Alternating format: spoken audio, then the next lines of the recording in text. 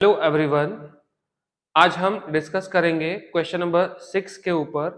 Chapter है हमारा salary after retirement. Book हम प्रेफर कर रहे हैं एससी मल्होत्रा। आइए देखते हैं क्वेश्चन नंबर 6 क्या कहता है। क्वेश्चन नंबर 6 जैसे ही आप जाओगे तो क्वेश्चन नंबर 6 आपसे ये कहता है कि mister Ram retired from a factory after serving 30 years and 8 months in June 2019। Mister Ram 30 साल बाद और 30 साल 8 महीने जॉब करने के बाद, यानी ध्यान रखना है 30 years एंड 8 मंथ सर्विस करने के बाद मिस्टर राम जो है ना वो इस फैक्ट्री से रिटायर हो गए जून 2019 को। His monthly wages including DA, including dearness allowance, but excluding all other allowances on the date of immediately preceding the date of retirement was rupees 20,800। जिस दिन मिस्टर राम रिटायर करते हैं तो मिस्टर राम के रिटायरमेंट से ठीक कुछ दिन पहले, है ना, उनकी सैलरी इंक्लूडिंग डीए, लेकिन डीए के अलावे और कोई भी अलावेंस इसमें इंक्लूड नहीं है।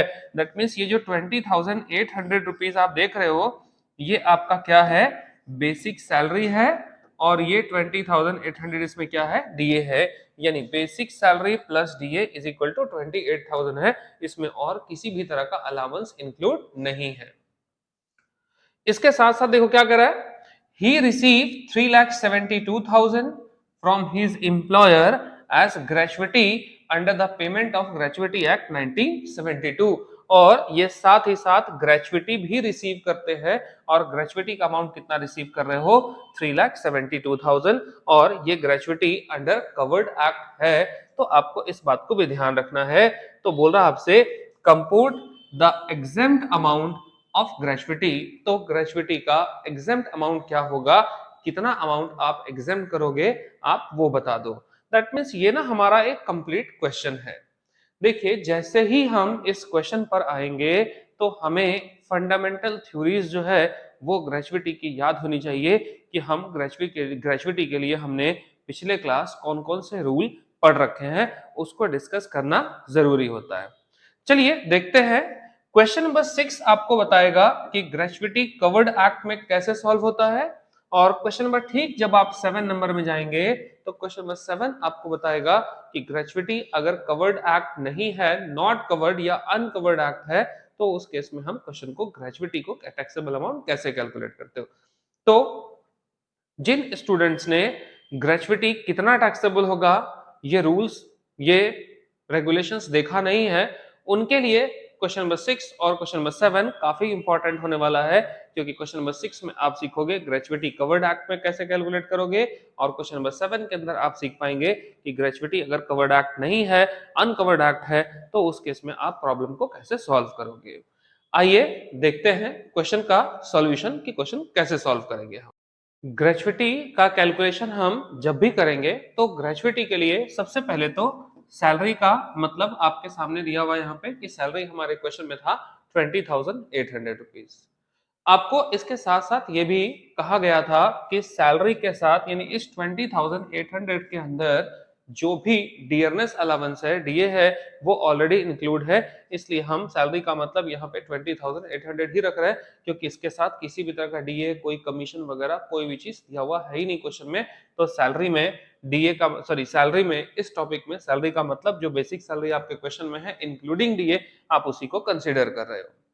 अब देखो जैसे ही हम ग्रेचुइटी को टैक्सेबल मानते हैं कि टैक्सेबल अमाउंट ऑफ ग्रेचुइटी कितना निकालोगे और कितना अमाउंट है जो ग्रेचुइटी का टैक्सेबल होना चाहिए, तो उस केस में देखो हम कैसे कैलकुलेट करेंगे। तो calculation of taxable gratuity under covered act 1972। तो सबसे पहले कि हम ग्रेचुइटी निकाल रहे हैं कौन सा, तो कवर्ड एक्ट 1972 के अकॉर्डिंग निकाल रहे हैं। तो ग्रेचुइटी टैक्सेबल कैसे होगा, तो least of the following are exempted, है ना, यानी इनमें से जो सबसे कम होगा वो अमाउंट ऑफ ग्रेचुइटी क्या हो जाएगा, एग्जेम्प्ट हो जाएगा।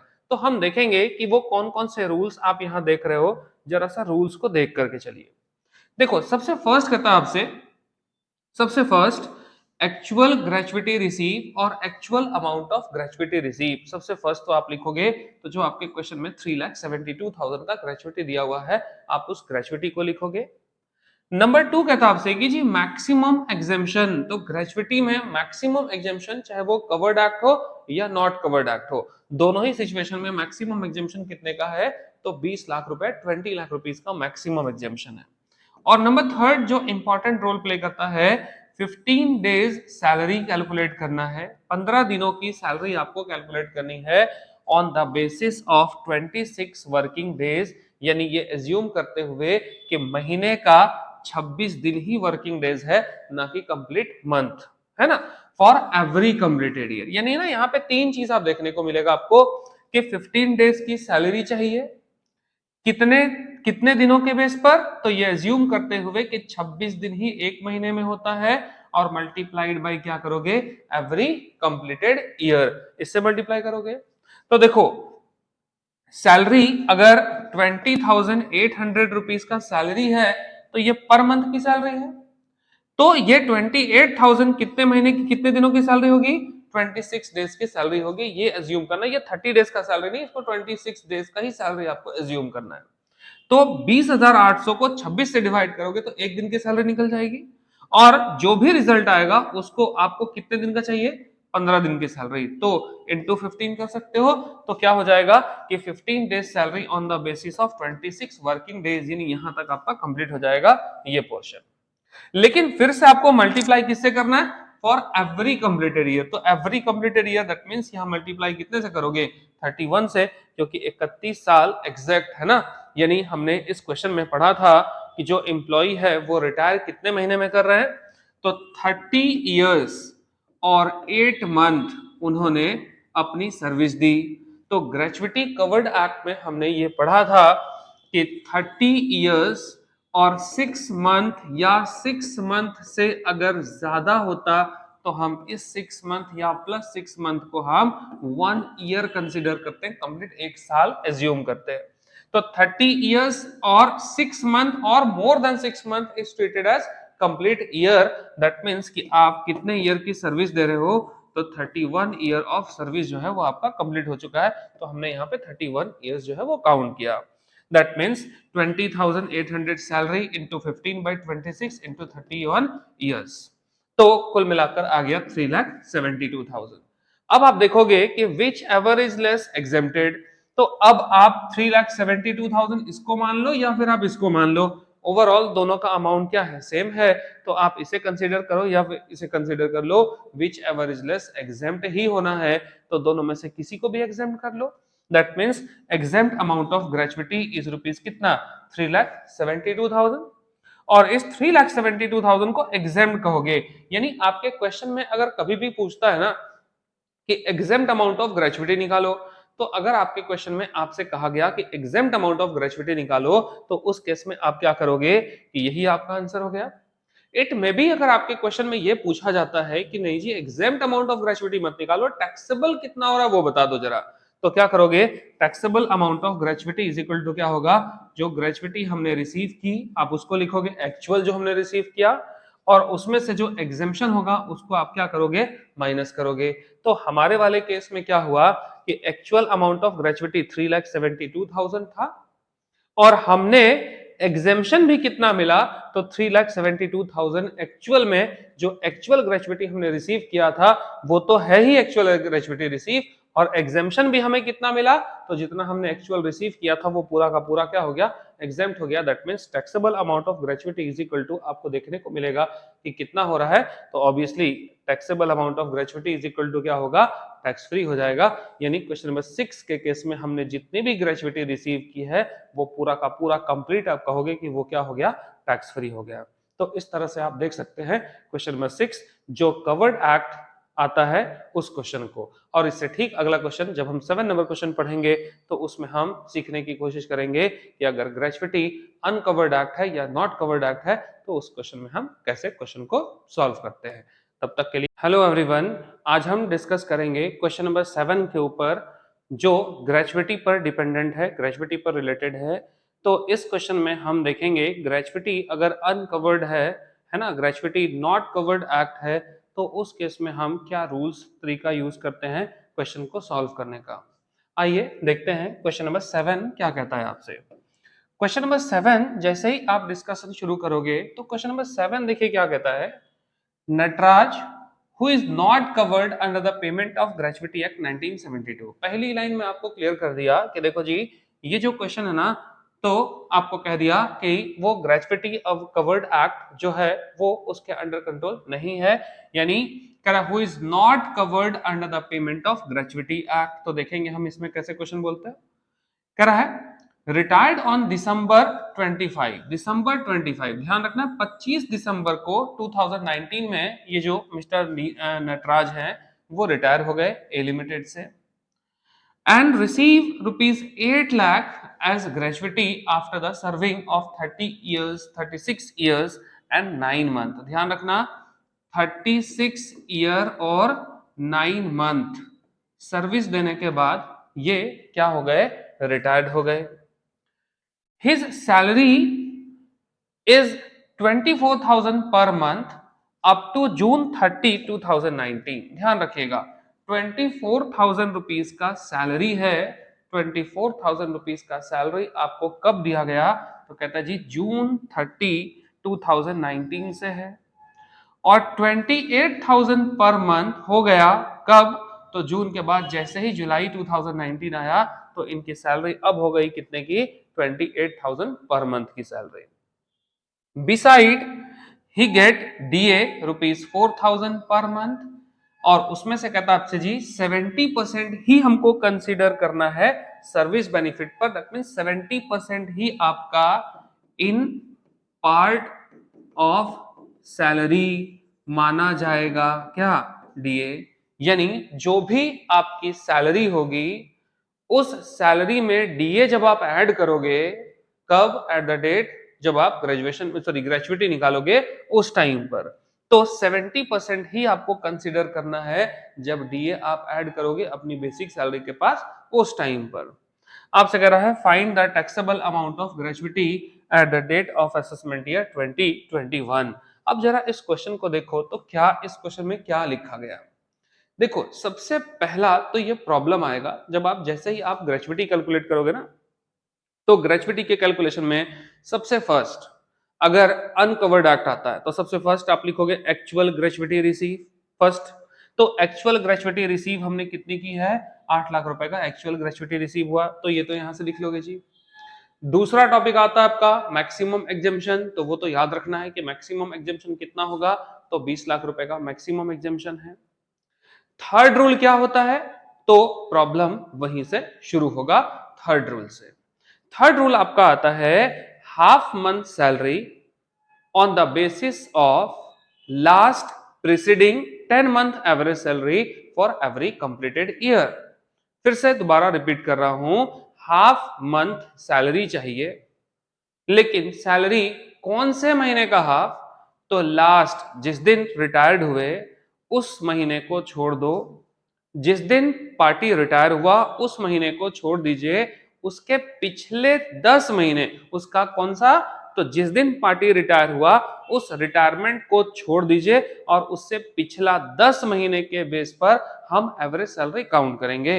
यानी आप देखोगे कि रिटायरमेंट कब हुआ है, तो ऑब्वियसली रिटायरमेंट कब हुआ, दिसंबर में रिटायरमेंट हुआ, तो दिसंबर महीने को छोड़ दीजिए, तो दिसंबर से पहले यानी आपको लेना कब होगा, नवंबर, इससे थोड़ा पीछे जाओगे अक्टूबर, इससे पहले जाओगे तो सितंबर, इससे पहले जाओगे तो अगस्त, और ऐसे करते करते आपको कहां जाना है, लास्ट 10 मंथ की सैलरी तक आपको चले जाना है। यानी आप कह सकते हो कि जुलाई से लेकर पूरा नवंबर तक का आपका सैलरी लेना पड़ेगा कहीं ना कहीं, है ना। एक बार हम लोग काउंट कर लेते हैं कि 10 महीने हो रहा है, यानी जुलाई, अगस्त, सितंबर, अक्टूबर, नवंबर नहीं हो रहा है, दैट मीन्स हमको और भी अभी क्या करना होगा, पीछे जाना पड़ेगा। लेकिन आपको याद ये रखना है कि जिस दिन पार्टी रिटायर हुआ उस महीने को छोड़ दीजिए और उससे पिछला कब चले जाओगे, 10 महीने, तो पिछले 10 महीने में उनकी जो भी सैलरी होगी उसको डिवाइडेड बाई 10 कर दोगे तो आपका एवरेज सैलरी निकल कर आ जाएगा। और उसी एवरेज सैलरी का 1/2 करोगे और 1/2 करके एवरी कंप्लीटेड ईयर करोगे तो is equal to every completed year, ये 36 ईयर और 9 मंथ है यहाँ पे ऑलरेडी। यानी आइए देखते हैं कि इस क्वेश्चन का सॉल्यूशन हम कैसे कर पाएंगे। इस क्वेश्चन का सॉल्यूशन क्या है? देखो, जैसे ही आप एवरेज सैलरी कैलकुलेट करोगे, जैसे ही आप एवरेज सैलरी कैलकुलेट कर रहे हो, है ना, कैसे निकालोगे? तो सैलरी जब आप शुरुआत देखोगे तो हमने कहा था ना अभी कि पार्टी रिटायर कब होता है? दिसंबर में। मैंने कहा आपको कि देखो, जैसे ही पार्टी दिसंबर में रिटायर करता है, वो चाहे किसी भी तारीख को, दिसंबर को इग्नोर करिएगा और दिसंबर से पिछला कितने महीने क्या होगे, 10 महीने का सैलरी क्या था उसे ऐड करोगे और डिवाइड कितने से करोगे? 10 से। तो आपका क्या निकलेगा? एवरेज सैलरी कैलकुलेट हो जाएगा। तो देखते हैं हम। तो दिसंबर से पहले क्या आया? नवंबर। और नवंबर से लेकर जुलाई तक आपकी जो सैलरी थी ना वो 28,000 थी। और उससे पहले जब आप जाओगे तो उस टाइम पे आपका सैलरी कितना था? 24,000 का था। यानी नवंबर से पीछे गए तो जुलाई तक, यानी जुलाई टू नवंबर आपका सैलरी 28,000 था। और इससे पहले अगर आप लोगे तो उस टाइम पर आपका जो सैलरी था वो आप कहोगे, सॉरी, उस टाइम पे अगर आप देखोगे 5 मंथ का तो 24,000। यानी ये हो गया आपका बेसिक सैलरी, 5 महीने की सैलरी ये और 5 महीने की सैलरी ये। तो मुझे तो 10 महीने का सैलरी चाहिए था ना। हाँ, बीच में अगर स्लैब ही चेंज हो गया तो हम उसमें तो कुछ कर नहीं सकते, लेकिन मुझे तो 10 महीने की सैलरी चाहिए ना। तो 5 महीने की सैलरी 28,000, उससे पहले की सैलरी कितनी? 24,000। तो ये मेरा 5 10 महीने का सैलरी हो गया। आपके क्वेश्चन में कहा गया था कि डीए भी इंक्लूड करना है, तो डीए हमने ले लिया। कितना? तो डीए 4,000 था टोटल डीए कितने का था? 4,000 का था। क्वेश्चन को जरा पढ़ोगे तो दिख जाएगा कि डीए टोटल कितने का था? 4,000। लेकिन 4,000 का 70% ही हिस्सा आपसे कहा गया था कि हम सैलरी को पार्ट मानेंगे, सैलरी का पार्ट मानेंगे डीए को। तो 4,000 का डीए और 4,000 का सिर्फ और सिर्फ 70% ही आपसे कहा गया था कि इन पार्ट ऑफ सैलरी हम एज्यूम करेंगे। दैट मीन्स कि 2800 और 2800 डीए हो गया। दैट मीन्स ये हमारा हो गया सैलरी। तो 5 महीने का सैलरी यानी 1,34,000 और 1,54,000, तो टोटल सैलरी हो गया आपका, है ना, 2,88,000। तो ये हो गया हमारा टोटल सैलरी। लेकिन ये एवरेज सैलरी नहीं है, ये टोटल, यानी 10 महीनों का टोटल सैलरी हो गया आपका 2,88,000। अब मुझे क्या कैलकुलेट करना है? तो पिछले 10 महीने के बेस पर एवरेज सैलरी कैलकुलेट करना है। तो ऑब्वियसली अब आप क्या करोगे? तो 2,88,000 को 10 से डिवाइड करोगे तो आपका क्या निकल जाएगा?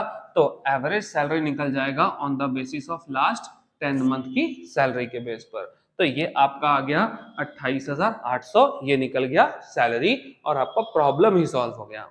अब आते हैं हम कि ग्रेचुइटी कैसे निकालोगे। टैक्सेबल अमाउंट ऑफ ग्रेचुइटी निकालेंगे अगर हम इफ नॉट कवर्ड एक्ट 1972 देखेंगे तो सबसे हमारा पहला रूल क्या होता है? List of the following are exempted. इनमें से जो सबसे कम अमाउंट होगा, सबसे कम होगा, वो क्या होगा? एग्जेम्प्ट होगा। जिसमें फर्स्ट एकदम कवर्ड एक्ट और अनकवर्ड एक्ट दोनों में सेम। तो फर्स्ट और सेकंड पॉइंट कवर्ड एक्ट हो और नॉट कवर्ड एक्ट हो, दोनों में बिल्कुल सेम है। तो सबसे फर्स्ट लिखोगे आप एक्चुअल ग्रेचुइटी रिसीव। तो हमने कितना रिसीव किया था? अकॉर्डिंग टू क्वेश्चन हमने 8 लाख रुपए की ग्रेचुइटी रिसीव की थी। मैक्सिमम एग्जेम्पशन कितना हो रहा है? तो 20 लाख रुपीस का मैक्सिमम एग्जेम्पशन है, चाहे आप कवर्ड एक्ट में आओ या अनकवर्ड एक्ट में, उससे कोई फर्क नहीं पड़ता। और नंबर थर्ड हमने अभी कहा था ना आपसे कि हाफ मंथ की सैलरी लेनी है, लेकिन इसमें 26 वर्किंग डेज नहीं माना जाता। जो भी सैलरी होगी उसको आप हाफ करोगे डायरेक्टली।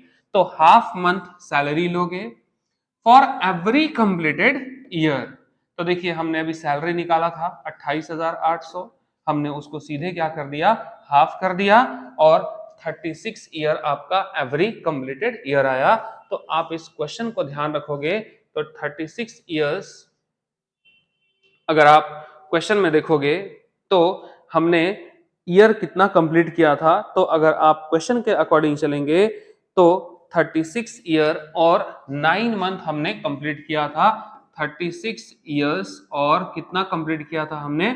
9 मंथ कंप्लीट किया। तो आप कहेंगे कि सर 36 ईयर और 9 मंथ इज इक्वल टू, हमने अभी क्वेश्चन नंबर 6 में पढ़ा था कि ये क्या होना चाहिए था, ये तो कवर्ड एक्ट होना चाहिए, तो उसके अकॉर्डिंग ये तो 37 होना चाहिए। देखो कवर्ड एक्ट, अगर ग्रेचुइटी कवर्ड एक्ट निकाल रहे हो तो उस केस में एवरी कंप्लीटेड ईयर मींस होता है कि 6 महीना या उससे ज्यादा अगर आप जॉब कर रहे हो तो उसे 1 ईयर कंसीडर कर लिया जाता है, उससे एक पूरा साल मान लिया जाता है। और अगर आप ग्रेचुइटी निकाल रहे हो अनकवर्ड एक्ट, तो उस केस में आपने याद रखना है कि जब तक एक कंप्लीट ईयर ना हो तब तक आप उसे ईयर कंसीडर नहीं करते, जब तक पूरा साल ना हो जाए तब तक आप उसको कंसीडर नहीं करते। दैट मीन्स कि 36 ईयर और 9 मंथ है, तो यहाँ 6, 7, 8, 9 कुछ भी हो जाए हम इसे मंथ कैलकुलेट नहीं करेंगे, उसे इग्नोर करेंगे। तो हम 36 ईयर को ही हम क्या मान लिए यहाँ पे? Every completed year. That means आप मल्टीप्लाई करोगे तो एग्जेम्प्ट अमाउंट ऑफ ग्रेचुइटी निकल जाएगा। तो तीनों में से जो सबसे कम है, तो कम कौन सा वाला हो गया?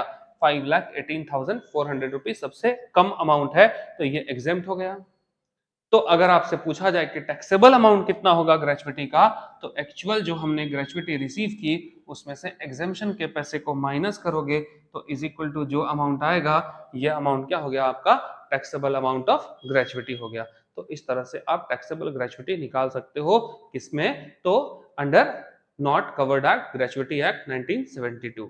तो क्वेश्चन नंबर 6 हमने देखा, क्वेश्चन नंबर 7 हमने देखा। क्वेश्चन नंबर 6 और 7 स्पेशली ये वीडियो होगा gratuity covered act 6 number, question number 7 gratuity not covered act. मुझे आशा है, उम्मीद है कि क्वेश्चन नंबर 6 और 7 देखने के बाद अगर किसी स्टूडेंट का ग्रेचुइटी से रिलेटेड अगर कोई प्रॉब्लम हो तो वो पूरी तरह से अब जो है वो सॉल्व हो चुका होगा।